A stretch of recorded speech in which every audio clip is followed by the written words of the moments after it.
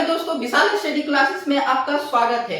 इस वीडियो में हम बात करेंगे रैखिक एंड द्विघात समीकरण, जिसको इंग्लिश में बोला जाता है लीनियर एंड क्वाड्रेटिक इक्वेशन। यदि आप पॉलिटेक्निक का तैयारी कर रहे हैं तो इस चैप्टर से आपको एक नहीं, दो नहीं, टोटल 3 क्वेश्चन आपको पॉलिटेक्निक एग्जाम में आपसे पूछा जाता है। तो इस वीडियो को आपको देखने के बाद आपको एक आइडिया लग जाएगा कि रैखिक एंड द्विघात समीकरण से किस लेवल का एग्जाम में क्वेश्चन पूछा जाता है। यदि छोटा लेवल से और एक हाई लेवल तक हम आपको एग्जाम में पहुंचाएंगे। ठीक है, आप वीडियो में बने रहिएगा और आपको एक अनुमान लग जाएगा कि पॉलिटेक्निक एग्जाम में कैसा कैसा इस चैप्टर से आपको क्वेश्चन पूछा जाता है। तो चलिए हम वीडियो को स्टार्ट करते हैं। जैसे एक मेरा यहाँ पे क्वेश्चन पूछा गया है कि यदि x² - 16x + k बराबर 0 यहाँ पे दिया हुआ है और हमें क्वेश्चन में पूछा गया है मूल बराबर है। मूल बराबर है इसका मतलब कि जो हल होगा वो हमारा बराबर होगा। तब हमको क्वेश्चन में पूछा गया है कि k का मान बताइए, जो कि ऑप्शन हमारा A B C D दिया हुआ है। इससे पहले ये मेरा टोटल चौथा चैप्टर है। इससे पहले चैप्टर 1, चैप्टर 2 और चैप्टर 3 तीन चैप्टर हमने करा दिए हैं। उससे कैसा क्वेश्चन पूछा जाता है वो भी मेरा कंप्लीट हो चुका है। यदि आप प्रीवियस वाला वीडियो आप जाके देख लीजिएगा तो आपको आइडिया बन जाएगा कि किस लेवल से किस चैप्टर से कितना नंबर ऑफ क्वेश्चन पूछा जाता है, जिसमें ट्रिगोनोमेट्री करवा दिए हैं, सिंप्लीफिकेशन करवा दिए हैं और एक कोऑर्डिनेट भी करा दिए। ये मेरा टोटल चौथा चैप्टर अभी चल रहा है। सीरीज बाय सीरीज हम आपको लेके चल रहे हैं। ठीक है, अब देखिए इसको हम कैसे यहाँ पे हल करेंगे। एक तरह का क्लास 10th का एग्जाम के लेवल पर पूछा गया है, क्योंकि पॉलिटेक्निक जो होता है वो 10th लेवल पे होता है और 12th लेवल पे भी होता है। तो हम पहले आपको 10th लेवल पर खिला रहे हैं, उसके बाद हम 12th लेवल पर आपको बताएंगे कि किस तरह द्विघात समीकरण से 12th लेवल के क्वेश्चन में पूछा जाएगा। ठीक है, अब देखिए यहाँ पे x², ये जो मेरा समीकरण दिया हुआ है वो मेरा द्विघात समीकरण है। तो द्विघात समीकरण को पहचानें कैसे, याद रखिएगा। यदि पावर में आपको 2 दिख जाएगा, यदि पावर में आपको 2 दिख जाएगा ना, तो 2 का मतलब होता है पावर, यानी कि स्क्वायर। स्क्वायर जब भी रहेगा वो हमेशा द्विघात समीकरण रहेगा। यदि स्क्वायर पे यहाँ पे आपको 3 दिख जाए, यदि पावर में आपको यदि 3 दिख जाए तो वो त्रिघात समीकरण हो जाएगा। ठीक है ना, यदि पावर में 2 रहेगा तो द्विघात समीकरण, 3 रहेगा तो त्रिघात समीकरण। तो एक द्विघात समीकरण दिया हुआ है। क्या दिया हुआ है? x² - 16x + k बराबर 0। कैसे आप बनाइएगा एक बार आप देख लीजिए, उसके बाद अपना कैलकुलेशन को फास्ट कीजिएगा। अभी हम आपको पहले सिखा रहे हैं। देखिए द्विघात समीकरण एक व्यापक रूप होता है, ax² + bx + c बराबर 0। ये एक तरह का द्विघात समीकरण का क्या होता है बाबू? व्यापक रूप होता है। किसका? तो द्विघात समीकरण का। ठीक है, द्विघात समीकरण का आप व्यापक रूप याद रख लीजिएगा, ax² + bx + c बराबर 0। मतलब कि इसके जैसा आपको एक पैटर्न देखने को मिलेगा द्विघात समीकरण में। ठीक है, अब यदि इसको इससे तुलना करो, इसको इससे यदि तुलना कीजिएगा तो एक की जगह पे यहाँ पे कुछ नहीं तो 1 हो जाएगा, अर्थात a का वैल्यू कितना हो जाएगा? हमारा 1 हो जाएगा। ठीक है, अब यहाँ पे b का वैल्यू हमको निकालना है। देखिए x का जगह पे x तो मेरा यहाँ पे मैच कर गया। अब b x के पीछे क्या हमारा b दिख रहा है, तो यहाँ x के पीछे क्या है? हमारा 16 है, अर्थात b का वैल्यू मेरा यहाँ पे कितना हो जाएगा? 16 हो जाएगा। लेकिन एक बात हमेशा याद रखिएगा, इस व्यापक रूप में x जो है वो प्लस में है और यहाँ पे x जो क्या है यहाँ पे माइनस है, तो यहाँ पे b का वैल्यू हमारा कितना हो जाएगा? -16 हो जाएगा। ठीक है, प्लस रहेगा तो प्लस आप नहीं दिखाएंगे, लेकिन माइनस रहता तो माइनस आपको वहां पे क्या होगा? आपको दिखाना होगा। ठीक है, अब यदि यहाँ से आप c का वैल्यू निकालिएगा, देखिए c का यदि वैल्यू आप जब भी निकाल रहे हैं व्यापक रूप से, तो उसमें ना x रहेगा ना x² रहेगा। c का वैल्यू जब भी आप निकालेंगे उसमें ना x² रहेगा ना x रहेगा।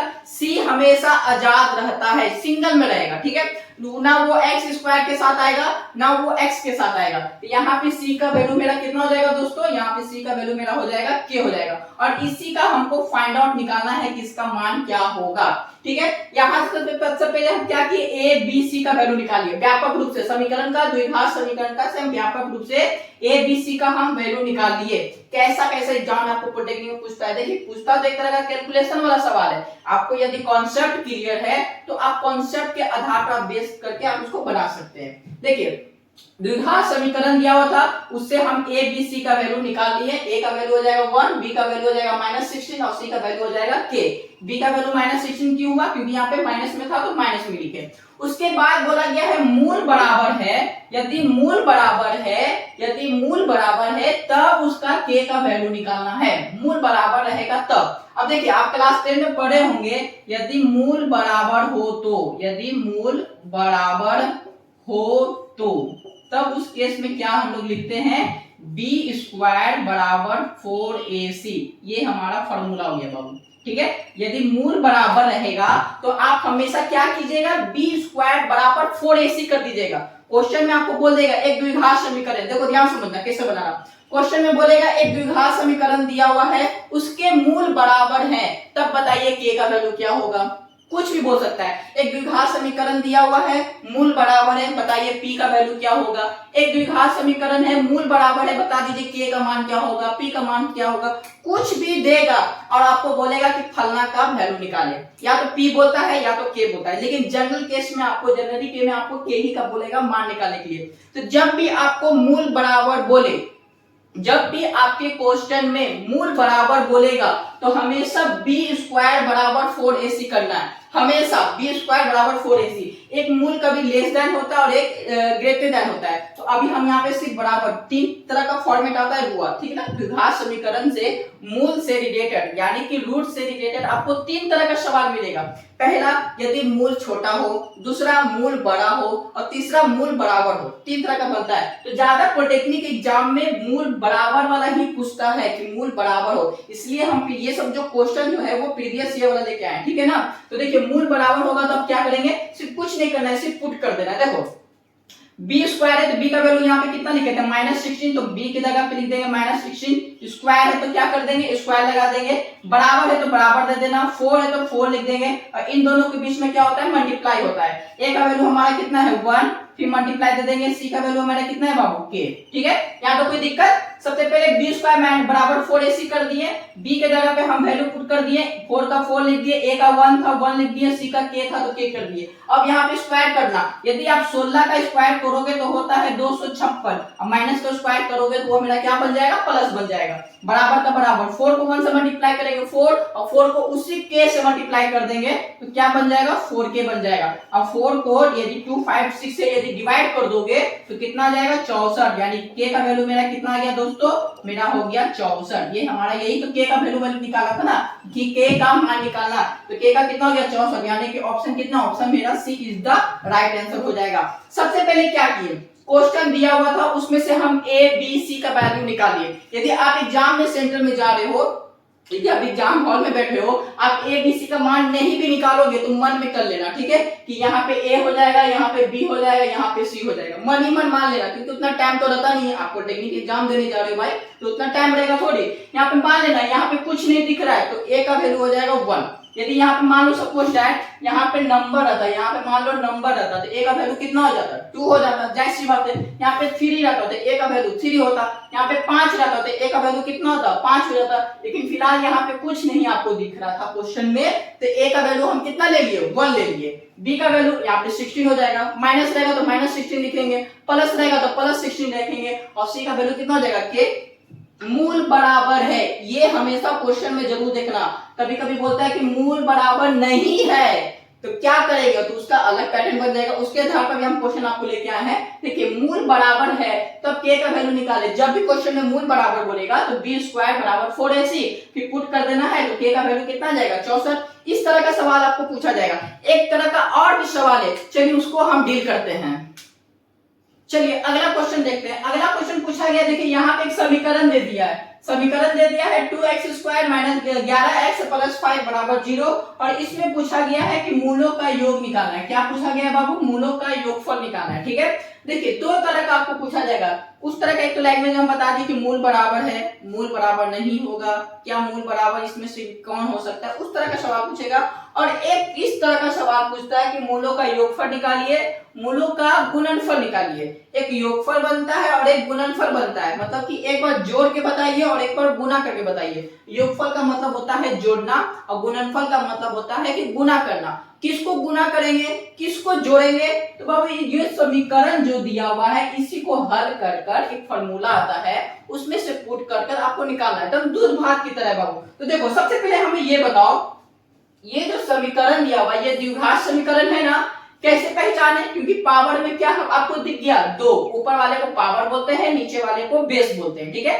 यदि पावर में 2 दिख जाएगा तो उसको हमेशा द्विघात समीकरण बोलना, यदि पावर में आपको 3 दिख जाए तो उसे त्रिघात समीकरण बोलना। ठीक है, आई होप कि आपको पावर में 1 दिखेगा तो यदि पावर में 1 दिख गया तो वो रैखिक समीकरण हो गया। ठीक है, 3 तरह का समीकरण होता है, रैखिक, द्विघात और त्रिघात। 1 दिखा रैखिक, 2 दिखा द्विघात, 3 दिखा त्रिघात। आई होप कि समझ में हो गए। तो ये द्विघात समीकरण है। देखो मूलों का योगफल निकालना है तो एक फार्मूला याद रखना बाबू, मूलों का योगफल में इस फार्मूला पे बन जाएगा। यदि आपको मूलों का योगफल पूछे, क्या पूछेगा, मूलों का योगफल पूछेगा, तो आप हमेशा क्या करना, माइनस में b बट्टा a कर देना। क्या कर देना, माइनस में b बट्टा a कर देना, ये फार्मूला हो जाएगा। ठीक है, अब देखो सिर्फ पुट करना है, माइनस का माइनस लिख देंगे। b का वैल्यू बताओ बाबू, b किसके पास आएगा, x के पास। अभी जस्ट हम पीछे बताए थे। अब यहाँ पे तुम सजाने मत लिख देना कि a का वैल्यू ये हो जाएगा, b का वैल्यू ये हो जाएगा।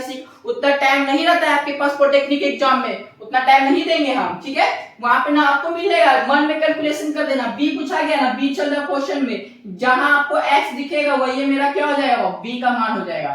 ठीक है, और a का मान निकालना होगा तो x स्क्वायर के पास जाएंगे, और यदि c का मान निकालना होगा तो c का वैल्यू निकालने के लिए ना x स्क्वायर के पास जाएंगे ना x के पास जाएंगे। जो खुला सांड रहता है, यानी जो किसी के पास कुछ करता ही नहीं है, वो c का वैल्यू हो जाएगा। तो c का वैल्यू जाहिर सी बात है तुम बोल दोगे 5, क्योंकि इसके पास ना x स्क्वायर है ना x है। ठीक है, अब देखो b के पास जाना है, b का वैल्यू निकालना है तो आप x के पास जाना। तो x यही ना दिख रहा है बाबू, कितना है इसके पीछे, -11। तो यहाँ पे क्या लिख देंगे, -11 लिख देंगे। समझ में आ गया, ये फार्मूला हो गया मूलों का योगफल माइनस b बट्टा a। ये फार्मूला माइनस वाला हम लगा दिए। अब b का वैल्यू हो गया -11 तो लिख दिया -11। फिर क्या करेंगे, बट्टा दे देंगे। a है तो आप a का वैल्यू निकालोगे तो कहां जाओगे, x स्क्वायर के पास जाना। तो x स्क्वायर यही दिख रहा है ना, और इसके पीछे कितना है 2, तो यहाँ पे लगा देंगे 2 हो जाएगा। अब इसको काट दो बाबू, माइनस माइनस कैंसिल हो जाएगा तो कितना बच जाएगा 11/2, यही मेरा हो जाएगा फाइनल आंसर। तो बाबू ऑप्शन कितना हो जाएगा मेरा, ऑप्शन मेरा बी इसका हो जाएगा राइट आंसर। कॉन्सेप्ट क्लियर रहेगा तो आप ऐसे ही रैखिक द्विघात समीकरण का क्वेश्चन आप पूरा के आ जाओगे। तो हम दूध भात वाला क्वेश्चन पूछता है, मान लो इसी में आपसे पूछा जाता मूलों का गुणनफल पूछा जाता, मूलों का गुणनफल। ठीक है, ये तो योगफल हो गया, इसी में हम ऐड जोड़ देते बाबू, इसी में एक क्वेश्चन स्टार मार्क दे देते हैं। पूछा जाएगा कि मूलों का गुणनफल बताइए, तो बाबू इसका भी फार्मूला याद रखें ना, मूलों का गुणनफल होता है c बट्टा a। क्लास 10 में आप लोग पढ़े होंगे अल्फा प्लस बीटा और अल्फा इंटू बीटा। मूलों का योगफल को हम लोग बोलते हैं सूत्र में अल्फा प्लस बीटा, और मूलों का गुणनफल में हम लोग बोलते हैं alpha into beta. Alpha plus beta योगफल और अल्फा इंटू बीटा गुणनफल। ठीक है, तो क्या हो जाएगा फार्मूला c बट्टा a। यदि c का वैल्यू निकालना है तो किसके पास जाओगे, ना जिसके पास x स्क्वायर रहेगा ना x रहेगा। तो बाबू जो खुला जिसके पास कुछ नहीं रहेगा वो मेरा क्या बन जाएगा, c यानी कि 5, और a का वैल्यू कितना हो जाएगा, अभी जस्ट बताए थे 2, यही मेरा बन जाएगा मूलों का गुणनफल। कितना इजी क्वेश्चन रहता है बाबू। इसी तरह का आपके एग्जाम में वहां पे देखने को मिलेगा कि योगफल निकालिए और गुणनफल निकालिए। 2 तरह का सवाल आपको बताया बाबू, एक था लैंग्वेज वाला। ठीक है, कभी कभी क्या करता है, इसी द्विघात समीकरण में आपको संख्या वाला सवाल देता है कि एक संख्या और दूसरी संख्या का इतना अंतर है, गुणनफल कर देगा तो बताइए दूसरी संख्या कितना होगा। उस तरह का सवाल पूछेगा। दो संख्या के बीच का अंतर बताइए, कि दो संख्या के बीच में अंतर होगा तो उसका मान बताइए, पहली संख्या का मान बताइए। इस तरह का सवाल होगा। तो चलिए हम उस तरह का सवाल को आपको क्लियर करते हैं, और आपको इस तरह का भी सवाल आपको कॉन्सेप्ट को क्लियर करेंगे और कुछ बताएंगे कि कैसे एग्जाम में संख्या से रिलेटेड आपको पॉलिटेक्निक में पूछा जाता है। तो संख्या वाला यदि आप सवाल बना लेते हैं तो यकीन मानिए पॉलिटेक्निक एग्जाम में क्वाड्रेटिक इक्वेशन से इससे हार्ड कुछ नहीं आएगा, क्योंकि संख्या वाला सवाल आपको द्विघात समीकरण में यदि आपको आ गया तो आप कोई भी चैप्टर का, यदि आप प्रतिशत बात करें, बट्टा डिस्काउंट बात करें या लाभ हानि बात करें, उससे भी आपको लैंग्वेज वाला सवाल बन जाएगा। तो कैसे लैंग्वेज वाला सवाल बनाएंगे, खासकर संख्या वाला सवाल को ध्यान से समझिए। यदि आपको जब भी ध्यान से पहला नंबर, यदि आप कोई भी लैंग्वेज वाला सवाल बना रहे हो तो उसको कोशिश कीजिए उसको तोड़ के, उसको जितना आप तोड़िएगा उतना आपको कॉन्सेप्ट आपको डीप में समझ में आएगा। यदि आप लैंग्वेज वाला सवाल बना रहे हो तो चलिए इसको हम तोड़ के बताते हैं। यहाँ पूछा गया है यदि दो संख्या, ध्यान समझिएगा, यदि दो संख्या, आपको यहाँ पे कितनी संख्या लेना है, हमेशा दो संख्या लेना है। ये हम नहीं, ये क्वेश्चन में पूछा गया है। दो संख्या लीजिए, ठीक है, ध्यान समझना, दो संख्या लीजिए और दोनों संख्या का यदि योग कीजिएगा तो वो आपको कितना मिलेगा, 25 मिलेगा। ठीक है, ध्यान समझिए, यदि दो संख्या का योग 25 है, ठीक है, दो संख्या का योग 25 है और उनका गुणनफल कितना है 144 यानी कि 144 दिया हुआ है। ये क्वेश्चन में इतना बोला गया है, बस इतना करके रुक जाइए। उसका बाद इतना जो पैराग्राफ है ना उसको हम बाद में समझेंगे, पहले इतना कीजिए। पूछा गया दो संख्या का योग 25 है। ध्यान समझिएगा, लैंग्वेज वाला सवाल यदि आप बना लिए तो आपको किसी तरह का दिक्कत नहीं होगा। यदि लैंग्वेज बड़ा हार्ड होता है, मैं मानता हूं, तो कोशिश कीजिए उसको तोड़ तोड़ के पढ़िए। जितना लैंग्वेज को आप तोड़ तोड़ के पढ़िएगा और जैसे जैसे बोलेगा वैसे वैसे आप कीजिए। देखिए दो संख्या का योग पूछा गया है 25, ठीक है, दो संख्या का योग 25 है। तो बाबू लिखो, जब भी संख्या वाला है तो कोशिश कीजिएगा संख्या को आप हमेशा एक्स वाई लेके चलिएगा या पी क्यू लेके चलिएगा या ए और बी सी लेके चलिएगा, आपको जैसा ठीक लगे। लेकिन जनरल केस में आपको एनसीईआरटी में आपको हमेशा एक्स वाई को लेकर फॉलो करने के लिए बोला गया है, तो हम लोग एक्स वाई लेकर ही आगे बढ़ते हैं, ठीक है। तो देखिए दो संख्या का तो पहले मान लेते हैं, पहली संख्या x ले लेते हैं और दूसरी संख्या हम y ले लेते हैं। यहाँ तो कोई दिक्कत, दो संख्या बोला गया तो हम दो संख्या ले लिए, पहली x ले लिए दूसरी y बोल दिए। बोला गया कि इन दो संख्या को जोड़ो। देखिए क्वेश्चन में पूछा गया योग, योग का मतलब होता है जोड़ना। यदि इसमें बोल देता अंतर तो अंतर का मतलब होता है घटाव, अंतर का मतलब होता है घटाव और जो योग का मतलब होता है जोड़ना। तो ठीक है, देखो इन दो संख्या का योग 25 है, यानी कि दो संख्या को यदि आप जोड़ेंगे तो चलो बाबू जोड़ते हैं, तो कितना आएगा 25 आएगा। इसको मान लीजिएगा समीकरण 1। यहाँ तो कोई दिक्कत, क्या समझिए, दो संख्या का योग 25 है, दो संख्या का योग, ध्यान समझिए, दो संख्या का योग 25 है का मतलब होता है बराबर, है का मतलब बराबर, दो संख्या का योग, दो संख्या का योग 25 है का मतलब बराबर। अगला लाइन बढ़ेंगे, अगला लाइन बोला गया एवं उनका गुणनफल 144 यानी कि 144 है। उनका गुणनफल का मतलब होता है गुना करना, गुणनफल का मतलब होता है कि दो संख्या को आपस में क्या कर दो, गुना कर दो। तो चलो गुना करते हैं। तो दो संख्या का गुणनफल का मतलब होता है x गुना y, कितना है 144 है। इसको मान लेंगे समीकरण 2। आई होप कि यहाँ तक समझोगे। देखो क्वेश्चन में बोला गया, ध्यान समझना, कि दो संख्या का योग कीजिएगा तो 25 आएगा और वही दो संख्या का गुणनफल कीजिएगा तो कितना आएगा 144 आएगा। जैसे जैसे लैंग्वेज में बोला था वैसे वैसे हम कर दिए, ठीक है। तो अब देखो अब इसको क्या करेंगे, x गुना y करेंगे तो x गुना y करेंगे तो 144 हो जाएगा। इन दोनों को गुना करेंगे तो x y ही हो जाएगा। इसको मान लेते हैं हम लोग समीकरण 2, ठीक है। ऊपर वाले को नहीं, ऊपर वाले को रहने देते हैं, ठीक है। दोनों सेम ही है, बस मल्टीप्लाई कर दिए थे। इन दोनों को मल्टीप्लाई कर देंगे ना, x गुना y करेंगे तो x y आ जाएगा 144 हो जाएगा। इतना करने के बाद अब लैंग्वेज को पूरा पढ़ो, अब क्वेश्चन को पूरा पढ़ डालो। तो उन संख्याओं का अंतर क्या होगा, देखो बाबू, उन संख्याओं का अंतर क्या होगा। अंतर का मतलब माइनस, योग का मतलब प्लस। यहाँ तो कोई दिक्कत है, अंतर का मतलब होता है माइनस और योग का मतलब होता है प्लस। तो हमें उन संख्याओं का अंतर निकालना है। उन संख्याओं का किसका, अरे बाबू x और y का, x और y का आपको क्या निकालना है, अंतर निकालना है, ठीक है। यहाँ तक चलो कैसे इसको बनाएंगे, इसको ध्यान समझना। अब देखो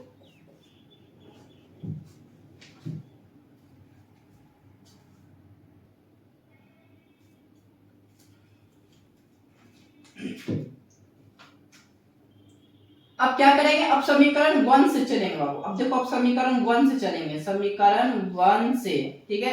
इतना बाबू हम आपको सिखाने के लिए इतना हम डीप में जा रहे हैं, वरना ऊपर से ऊपर उड़ा देते। आपको हम एक आइडिया बता रहे हैं कि किस तरह को आपको लैंग्वेज वाला सवाल को, खासकर आपको क्वाड्रेटिक इक्वेशन से आपको किस तरह का सवाल आपको लैंग्वेज वाला से बारी बारी से बताना है, बारी बारी से बनाना है, ताकि वहां पे आपको एक क्वेश्चन आपको बन जाएगा और 5 नंबर मिल जाएगा, ठीक है। अब देखो समीकरण 1 से चलना है। समीकरण 1 हमारा बोला गया है x प्लस y बराबर 25, ठीक है। अब क्या करना है, अब बराबर के उस साइड जिसको हम लोग RHS बोलते हैं, अब बराबर के इस साइड जिसको हम लोग LHS बोलते हैं, दोनों को क्या कर देना, वर्ग कर देना। यदि आप इसको वर्ग कीजिएगा तो x प्लस y का स्क्वायर बन जाएगा और बराबर उधर बन जाएगा 25 का स्क्वायर। यहाँ तो कोई दिक्कत। अब देखो इसको सॉल्व करते हैं, अब इसको यहाँ पे सॉल्व करते हैं, इसको ध्यान से देखना छोटे है। अब देखो x प्लस वाई, यदि x प्लस वाई का होल स्क्वायर करोगे तो ये a प्लस b का होल स्क्वायर बनेगा, a प्लस b का होल स्क्वायर, तो इसको a प्लस b का होल स्क्वायर पे तोड़ेंगे तो a square plus b square plus 2 into a into b बराबर, अब इसका स्क्वायर कर देना बराबर क्यों सा, जिसको आरएचएस बोलते हैं, 25 का स्क्वायर कर देंगे तो हो जाएगा 625। अब इसको तोड़ो, x square plus y square plus 2 गुना और x गुना y करेंगे तो xy बन जाएगा, और xy का वैल्यू हमारा क्वेश्चन में कितना दिया हुआ है 144, तो यहाँ पे लिख देना 144 बराबर कितना हो जाएगा 625। अब इसको जोड़ेंगे x square plus y square बराबर गुना कर दो, अब इसको इससे गुना करेंगे तो 4 दूना 8, 4 दूना 8, 288 बराबर हो जाएगा 625, और x square plus y square बराबर उधर चल जाएगा नंबर, प्लस उधर चल जाएगा माइनस में 288, और x square plus y square बराबर इन दोनों को घटा देंगे तो 337 हो जाएगा, 337 हो जाएगा, ठीक है 337 हो जाएगा, यानी कि मेरा फाइनल हो गया कितना x square plus y square बराबर हो जाएगा 337।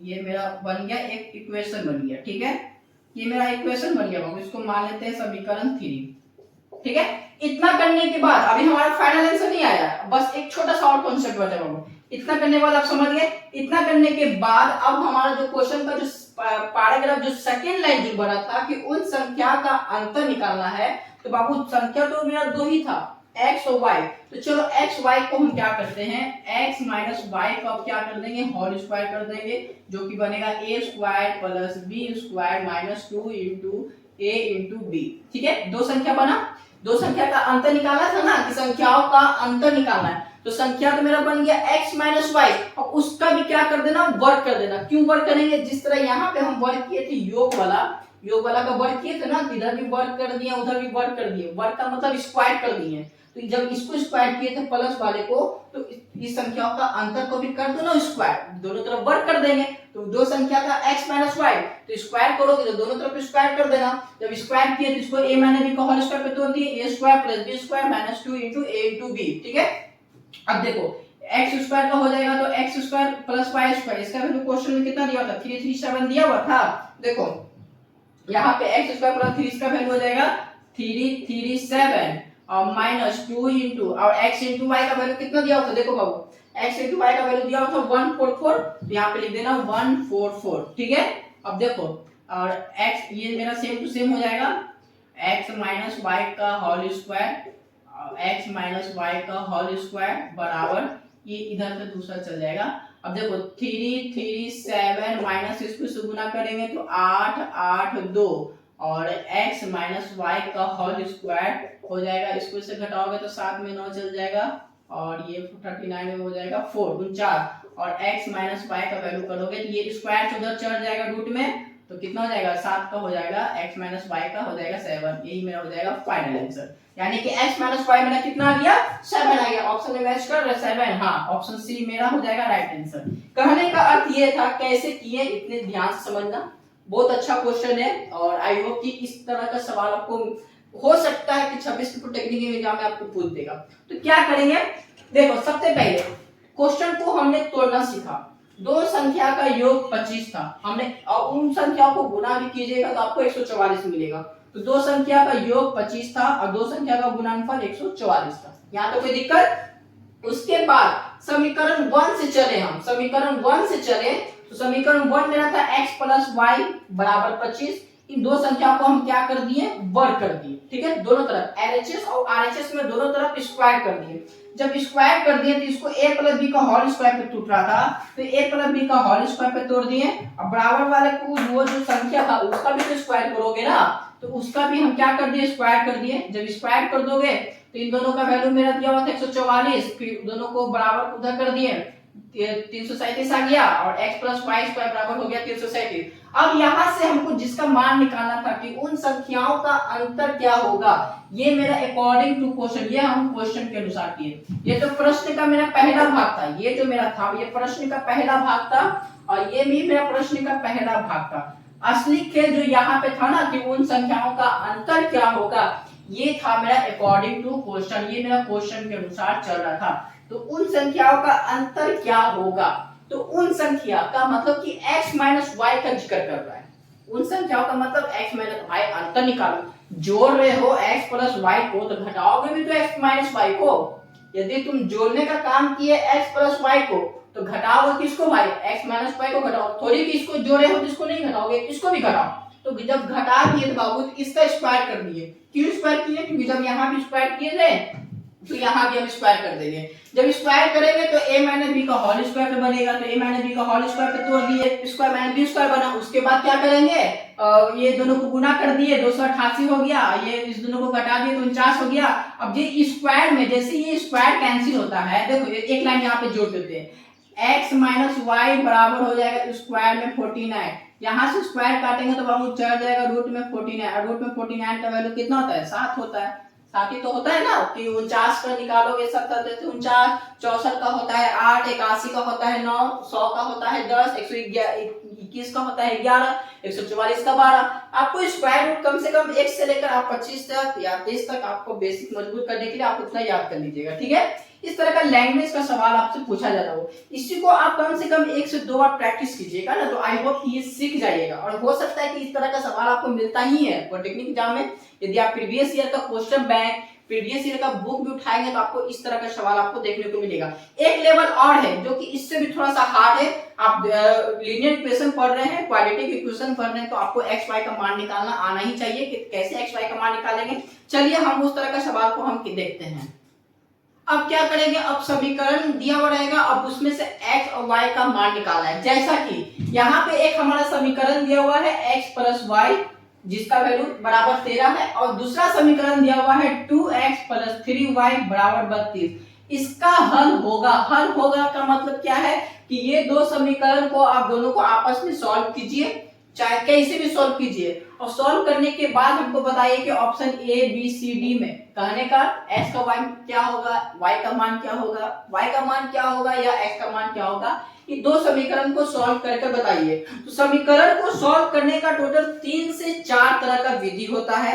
आप प्रतिस्थापन विधि का इस्तेमाल कर सकते हैं, ग्राफ विधि का इस्तेमाल कर सकते हैं, विलोपन, ब्रज गुणनखंड विधि, बहुत तरह का ऐसा विधि है जो कि आप समीकरण को सॉल्व कर और x y का मान आप आसानी से, बिल्कुल आसानी से निकाल सकते हैं। सबसे अच्छा विलोपन विधि होता है। विलोपन विधि कहने का अर्थ यह है कि जिसका कोएफिशिएंट, कहना यह है कि जिसका ज्यादा मान हो उसको दूसरे वाले समीकरण से गुना कर देना। ध्यान समझिए, जैसे कि मान लीजिए एक तराजू रहता है, ठीक है, एक तराजू जानते हैं ना, एक तराजू है, तराजू में जैसे इसका पल्ला भारी रहता है और इसका कम रहता है, तो क्या इसको ज्यादा देते हो, नहीं, इसको थोड़ा बराबर अंक डालते हो ताकि दोनों आपस में क्या हो जाए, बराबर हो जाए। यानी कि मान लो ये 10 केजी है और ये 2 केजी है, तो दोनों को बराबर करने के लिए क्या करोगे, इसको और दोगे समान, नहीं इसको थोड़ा सा खिलाओगे ताकि दोनों का आपस में पल्ला क्या हो जाए, भारी नहीं, समान हो जाए। दोनों आपस में समान होगा तब ना, दोनों आपस में समान हो गया तो इसी को हम लोग क्या बोलते हैं, विलोपन विधि बोलते हैं। तो चलिए इस दो समीकरण को सॉल्व करेंगे विलोपन विधि से ही, और विलोपन विधि से सॉल्व कर हम x और y का बिल्कुल आसानी से मान निकालेंगे। तो चलिए सॉल्व कैसे करते हैं इसको ध्यान समझिएगा। विलोपन विधि से एक विलोपन विधि वाला भी सवाल आपको पूछा जाता है और एग्जाम में, तो वो भी हम सॉल्व करेंगे। इसके बाद वो जस्ट विलोपन विधि वाला क्वेश्चन आएगा, ठीक है।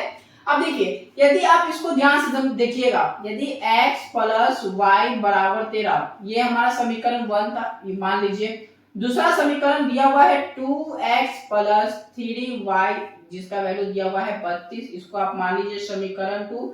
यदि आप 1 वाले को आप ध्यान से देखिएगा और 2 वाले को ध्यान से देखिएगा, किसका पल्ला ज्यादा भारी है, आप कहेंगे भैया 2 का भारी है, जैसी बात है समीकरण 2 का पल्ला भारी है और समीकरण 1 का पल्ला कमजोर पड़ रहा है। कैसे कमजोर पड़ रहा है, क्योंकि देखिए समीकरण 2 में x के जगह पे कितना लिखा हुआ है, 2 लिखा हुआ है, समीकरण 2 में y की जगह पे कितना लिखा हुआ है, 3 लिखा हुआ है। हमें अब समीकरण 1 में देखना है, समीकरण 1 में देखेंगे आप तो यहाँ पे x की जगह पे 1 है, y की जगह पे 1 है और यहाँ पे कुछ नहीं रहता है तो 1 ही रहता है, ठीक है। अब दोनों को कंपेयर करने के लिए, अर्थात दोनों को बराबर करने के लिए क्या करोगे, 2 में छेड़ोगे कि 1 में छेड़ोगे। बाबू ये तो पहले ही से ऑटोमेटिक ये भारी पल्ला है, जब ये भारी पल्ला है तो उसको छेड़ना ही नहीं है, ऊपर वाले को छेड़ो। किसी एक को लेके चलो, या तो y को लेके चलो या तो x को लेके चलो, आपकी मन, या तो x को लेके चल रहा है या तो y को लेके चलना है, वो आप पर डिपेंड करता है। हम मान लो हम x को लेके चलते हैं, ठीक है, हम x को लेके चलते हैं। मान लो यहाँ पे x है, इसके जगह पे 2 है, यदि समीकरण 1 को आप 2 से मल्टीप्लाई कर दोगे तो क्या यहाँ पे 2 आ जाएगा ना, तो दोनों एक तो बराबर हो जाएगा, एक को बराबर कर दोगे ऑटोमेटिक सबका हल निकल जाएगा। तो क्या करना, इसको 2 को x से मल्टीप्लाई करेंगे तो 2x हो जाएगा, प्लस 2 को y से मल्टीप्लाई करेंगे तो 2y हो जाएगा, बराबर 2 को 13 से करेंगे तो हो जाएगा 26। किसी एक को बराबर कर देना तो दूसरा ऑटोमेटिक बाहर आ जाएगा। दूसरा वाले को सेम टू सेम लिख देंगे क्योंकि दूसरा को हम नहीं छेड़ रहे। 2x 3y बराबर हो जाएगा 32, बराबर हो जाएगा बाबू 32, ठीक है। अब इसको हल करना, अब इसको क्या करना है, अब इसको हल करना है। हल करने का एक नियम होता है, यदि नीचे ऊपर वाले को हमेशा नीचे वाले का साइन देखना होता है, नीचे सब प्लस में है तो क्या कर देना है, सब आपको क्या कर देना है, माइनस लगा देना है। अब प्लस हमेशा दिखता नहीं है तो ये माइनस इस पर चल जाएगा तो ये कैंसिल हो जाएगा, ये माइनस इस पर चल जाएगा तो 2y में से माइनस y जाएगा तो कितना बच जाएगा, माइनस y हो जाएगा। 2y में से प्लस माइनस 3y जाएगा तो बच जाएगा माइनस y, फिर बराबर। अब ये माइनस इस पर चल जाएगा तो 26 में से माइनस 32 जाएगा तो कितना हो जाएगा, माइनस में 6 हो जाएगा, माइनस माइनस कैंसिल हो जाएगा तो y का वैल्यू कितना आ जाएगा दोस्तों, y का वैल्यू आ जाएगा 6, ठीक है। अब जैसे ही y का वैल्यू आ गया, अब समीकरण 1 में क्या कर देना, पुट कर देना। तो यहाँ पे लिखो put y value in equation 1। y का मान समीकरण 1 में रखने पर हमें क्या प्राप्त होता है, तो देखो समीकरण 1 हमारा x प्लस वाई बराबर 13 है, x का x प्लस y की जगह पे क्या लिख देंगे, हम 6 लिख देंगे, बराबर हो जाएगा 13। x का वैल्यू निकालेंगे तो 13 माइनस 6 यानी कि x का वैल्यू हो जाएगा हमारा 7। यही हो जाएगा हमारा फाइनल आंसर। देखो ऑप्शन कौन सा मैच कर रहा है, x का वैल्यू 7, y का वैल्यू 6, ऑप्शन डी मेरा राइट आंसर हो जाएगा। इस तरह का समीकरण आप विलोपन विधि से निकाल सकते हो। किसी एक को आप क्या करो, बराबर कर दो, या तो x को बराबर कर दो या तो y को बराबर कर दो। समीकरण 1 में हम x को बराबर लेंगे कि आप चाहेंगे तो यदि y को बराबर करोगे तो x बाहर आ जाएगा। जैसे हम यहाँ पे x को बराबर किए तो y बाहर आ गया ना, तो यहाँ पे आप y को बराबर करोगे ना, तो y को बराबर करने के लिए क्या करेंगे, तो y के पीछे 3 है तो यहाँ पे 3 से मल्टीप्लाई कर देंगे। जैसे 3 से मल्टीप्लाई करोगे तो x बाहर आ जाएगा, जब x बाहर आ जाएगा तो x का मान लिख देना समीकरण 1 पे रखने पर, तो y का निकल जाएगा। आप किसी तरह भी आप कर सकते हो, x को बराबर करो या y को बराबर करो। बराबर से एक याद आ गया कि एक विलोपन वाला क्वेश्चन आपको रह गया है, तो चलिए हम विलोपन वाले क्वेश्चन को हम कैसे आसानी से आपको हम सॉल्व कराते हैं ताकि ये सेशन आपको बहुत अच्छे से क्लियर होगा। तो दोस्तों आज के सेशन का ये हमारा लास्ट क्वेश्चन है जो कि विलोपन विधि से पूछा गया सवाल है। यदि आप विलोपन विधि पढ़ लेते हैं तो आपको क्वाड्रेटिक इक्वेशन में कुछ आपको दिक्कत ही नहीं होगा। तो देखिए एक इक्वेशन है, एक समीकरण है जो कि हमारा दिया हुआ है 6x - 5y बराबर 11 और दूसरा इक्वेशन दिया हुआ है 2x + y बराबर 17 से y का विलोपन करने पर, किसका विलोपन करने के लिए बोल रहा है, y का विलोपन करने से हमें x का प्राप्त समीकरण क्या होगा। कहने का अर्थ यह है कि ये दो समीकरण को आप y को बैलेंस करो, y को क्या करो, विलोपन करो, y को क्या करो, बराबर करो। जैसे आप y को बराबर करोगे तो उसके बाद जो x रहेगा वो x का हमें क्या निकालना है, समीकरण निकालना है। वो x का हमें क्या निकालना है, समीकरण निकालना है। आपको एक तरह का आइडिया मिल जाएगा कि इससे विलोपन से किस तरह का आपको एग्जाम में क्वेश्चन पूछा जाता है। तो आप एग्जाम की तैयारी करोगे कि आपको पैटर्न बनेगा, एक अनुमान लग जाएगा कि कैसा आपको उस लेवल की तैयारी करनी है, ठीक है। तो देखिए आप दो समीकरण सबसे पहले क्या करो, लिख दो, दो समीकरण लिखो, 6x माइनस में 5y बराबर 11। आप इसको क्या करो, समीकरण 1 मान लो, ठीक है, यहाँ तो कोई दिक्कत। अब दूसरा समीकरण पूछा गया है 2x प्लस में y बराबर 17, ये समीकरण मेरा हो गया 2। अब दो समीकरण को आपको किसको विलोपन करना है, y को विलोपन करना है, अर्थात y को क्या करना है, बराबर करना है। अब जैसे y को हल करोगे तो x बाहर आ जाएगा। इससे जस्ट पहले वाले क्वेश्चन में था ना, इससे जस्ट पहले वाले में हम क्या किए थे, x को बराबर किए थे तो y निकल गया था ना। अब इसमें क्या है, y को विलोपन करना है, y को बराबर करना है तो x बाहर आएगा और वही x का हमको क्या निकालना है, समीकरण निकालना है। देखना वो दूध भात है, देखना तुरंत बराबर कैसे, एक बार खाली ध्यान रखो। देखो वन में देखोगे x को तो भूल ही जाओ, क्योंकि x का तो विलोपन करना ही नहीं है। y को देखो, ऊपर में y के साथ मेरा 5 है और नीचे y के साथ मेरा कुछ नहीं है, तो पल्ला किसका भारी है, 1 का या 2 का? बोलो पल्ला किसका ज्यादा भारी है? 1 का भारी है, क्योंकि 1 में y के साथ 5 आ रहा है और नीचे में 1 के साथ y के साथ कुछ आ ही नहीं रहा है, तो पल्ला जाहिर सी बात है 1 का भारी है। तो 1 का भारी तो आप इसको और भारी करोगे नहीं ना, तो बैलेंस करने के लिए नीचे को क्या करोगे, मल्टीप्लाई कर दोगे, किससे, 5 से। नीचे 5 से मल्टीप्लाई कर दोगे, यानी समीकरण 2 को हम किससे मल्टीप्लाई कर देंगे, 5 से मल्टीप्लाई कर देंगे। तो ऊपर वाले को सेम टू सेम लिख देना, 6x माइनस में हो जाएगा 5y बराबर हो जाएगा 11। समीकरण 1 को हम बिल्कुल नहीं छेड़े, अब दूसरा वाले को छेड़ेंगे। बाबू इस 5 को इस 2 से मल्टीप्लाई करोगे तो हो जाएगा 10x, प्लस है तो आपको प्लस लिख देना। इस 5 को y से मल्टीप्लाई करोगे तो हो जाएगा 5y, देखो दोनों बराबर हो गया ना, y को विलोपन के लिए दोनों बराबर हो गया, फिर बराबर इस 5 को इस 17 से मल्टीप्लाई करेंगे तो हो जाएगा 85। आप एक लकीर खींच देना बाबू, लक्ष्मण रेखा खींच देना। अब दोनों को सॉल्व करेंगे, देखो अब एक माइनस एक प्लस है, माइनस प्लस क्या होता है, कैंसिल हो जाता है, तो काट देना। अब देखो ये भी प्लस दोनों को जोड़ देंगे तो हो जाएगा 16x, ठीक है। फिर बराबर दोनों को जोड़ देंगे तो हो जाएगा 5 1 6 और 8 1 9 96, यानी कि 16x बराबर हो जाएगा 96। ये कटने वाला है तो काट दो, ये कटने वाला है तो काट देंगे, लेकिन ऑप्शन में देखो बाबू यही हमारा आंसर दिया हुआ है, ऑप्शन डी मेरा यही हमारा आंसर दिया हुआ है।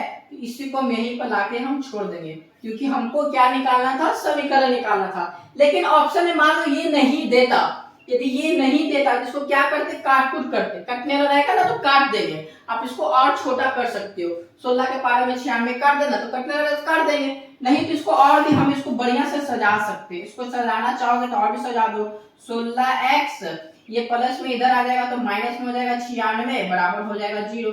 आप इसको इस तरह भी आप समीकरण के रूप में आप सजा सकते हो। लेकिन ऑप्शन में अब इतना ही लाके छोड़ दिया, इतना ही लाके छोड़ दिया तो हम इतना ही कर देंगे, ऑप्शन डी मेरा एक तरह का फाइनल आंसर हो जाएगा। इस तरह का सवाल आपको पॉलिटेक्निक में क्वाड्रेटिक इक्वेशन से आपको द्विघात समीकरण के एग्जाम में पूछा जाता है, और त्रिकोणमिति का चैप्टर ऑलरेडी हम करा दिए हैं, और बोर्ड मास से कैसा सवाल पूछा जाता है वो भी हम करा दिए, वो भी ताकि आप वीडियो देख लीजिए, वो भी आपके लिए फायदेमंद हो जाएगा। कैसा एग्जाम में एक लेवल पूछा जाता है, जीरो लेवल से हाई लेवल तक हम आपको बता दिए, चैप्टर बाय चैप्टर आपको हम कंप्लीट करते जा रहे हैं। आपको वीडियो के डिस्क्रिप्शन में उसका लिंक मिल जाएगा, आप जाके वो भी वीडियो देख लीजिएगा। तो फिर ये एक मेरा लगभग चौथा चैप्टर है, उसके बाद एक नया चैप्टर फिर से आएगा। वीडियो कैसा लगा तो बताइएगा और अपनी तैयारी को काफी मजबूत रखिएगा। फिर मिलते हैं नेक्स्ट वीडियो में, तब तक के लिए थैंक यू, जय हिंद।